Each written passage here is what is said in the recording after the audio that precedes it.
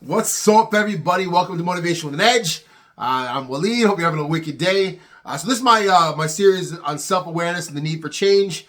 Self-awareness is what I am basically putting as the cornerstone of my speaking and my coaching, because it was something I convinced myself I had when I didn't. So the need for self-awareness is important. The need to turn the mirror on oneself. We talked about the last segment. I talked about my embarrassing situations that caused me to be forced to change. Now, I hit what they call like an emotional rock bottom, but I know a lot of people don't ever get to that point. So it's up to us to kind of at least be more vigilant to ourselves. So even if we're fluttering between beautiful life and rock bottom, somewhere between, we can always make incremental improvements to improve our lives, right? So what are we ultimately after in life?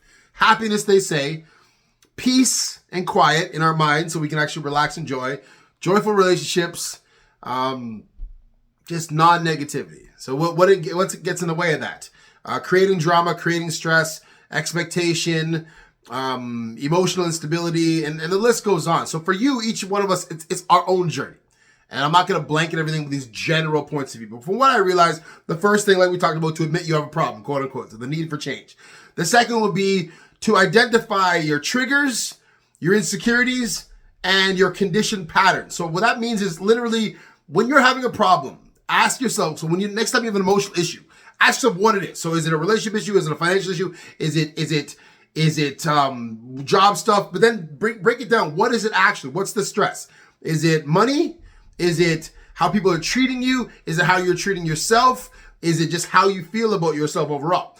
And then you say, okay, do I have any insecurities? So for me, I had one where it was people not appreciating me. And I know the coaching world, they call it a limiting belief, but I had people not appreciating me. And it stemmed back to my awesome father, love my father, but Arabs or immigrant parents don't really big their kids up. They just say, what the hell are you doing? Like, do your thing. So no diss to my father, but that was part of it. A baseball career that didn't go where I thought I deserved it to go. Fair enough. And relationships, my expectations of loyalty, my expectations of reciprocity, all these different things that contributed to me having this weird insecurity that I didn't really understand.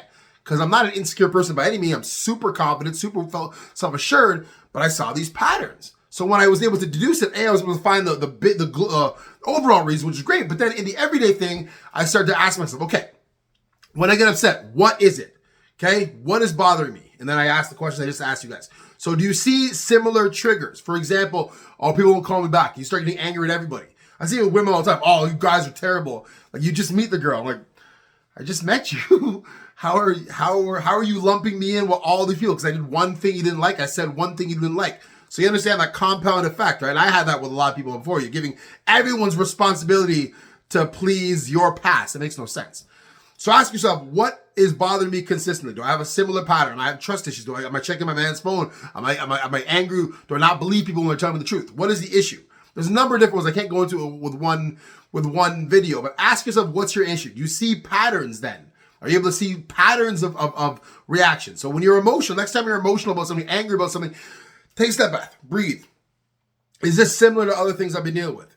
Does it trick back to something else that's happening in my past? So what is your past? You're not a psychologist. I'm not a psychologist. A lot of more qualified people can find some of the deeper issues.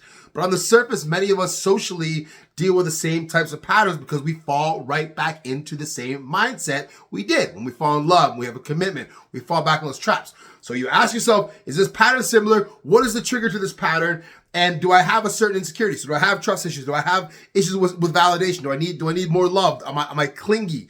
Then C, you have to yourself. So all the times you are in these emotional positions, you have to be able to take a step back. If you don't, it's understandable. But again, the same things seem to happen again because we're conditioned creatures. Okay, so ask yourself. Let's recap because it's so important, man. It's just like, here's what it is.